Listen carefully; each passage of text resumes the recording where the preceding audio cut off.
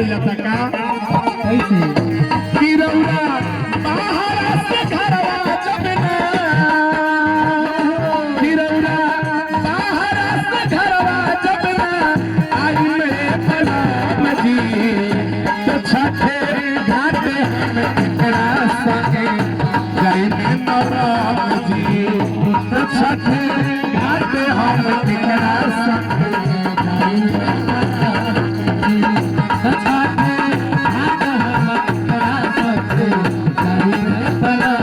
इतने ना आवाज रमणिका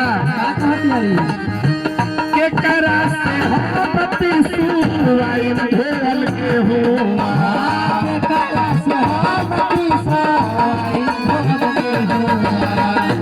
ये देखिए भैया जेकरा माध्यम से कार्यक्रम हो रहल बा हमने के ग्राम प्रधान पोखरभिंडा ग्राम सभा के प्रधान जी परम आदरणीय श्री वकील पासवान जी के तरफ से हमरा के सैकड़ों रुपये के आशीर्वाद मिलल। छठी मैया से शुभकामना बा कि गांव के जितना लोग आइल बा जब जितना लोग छठ घाट पर आइल बा सब लोग तन से मन से धन से खुशहाल रहे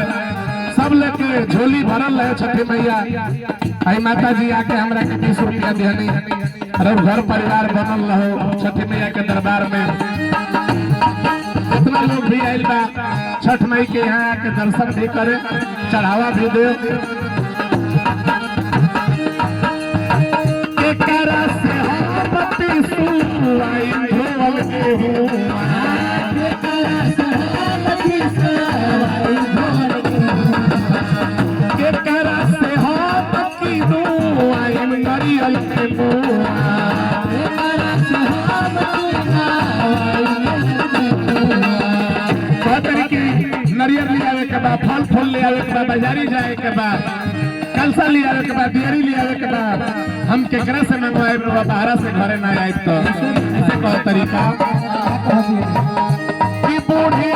बाल कैसे ससुर जी के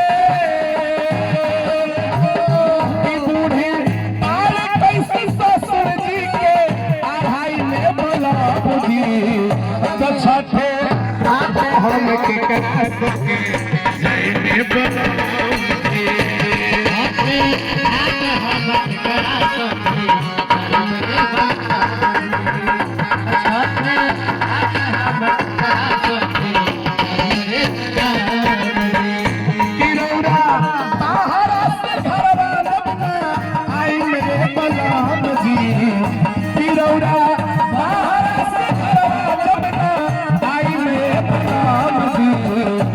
छठे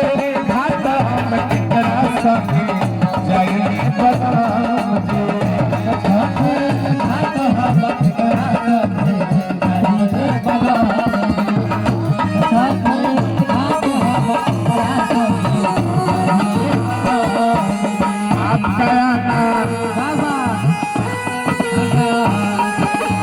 आपका लड़ाना मेहंदी लगा के सरवाना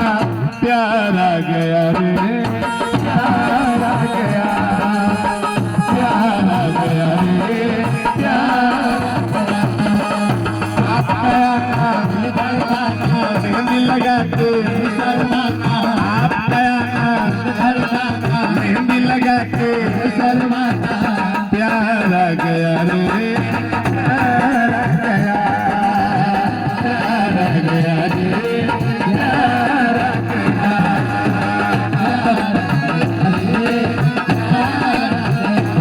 छठे घाट हम केकरा संगे जाई बलराम जी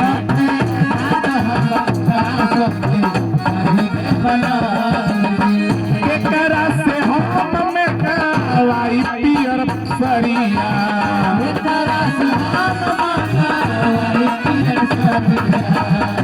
केकरा से पियर साड़ी मंगवाई चुनरी मंगवाई चौमुख कलसा घीवा माटी के दियरिया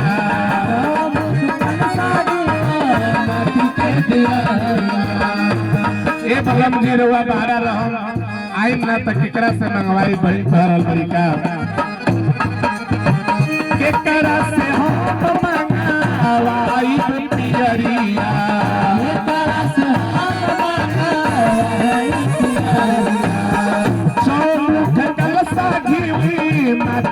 पियरिया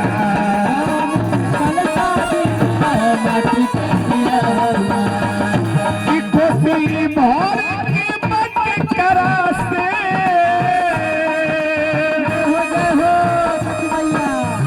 खातिर की रवा नकरा भाई उख लियावे के बाद उख लियावे खातिर के कहां कहां केकरा के हम भेजी केकरा के रहा कैसे कह रहल बड़ी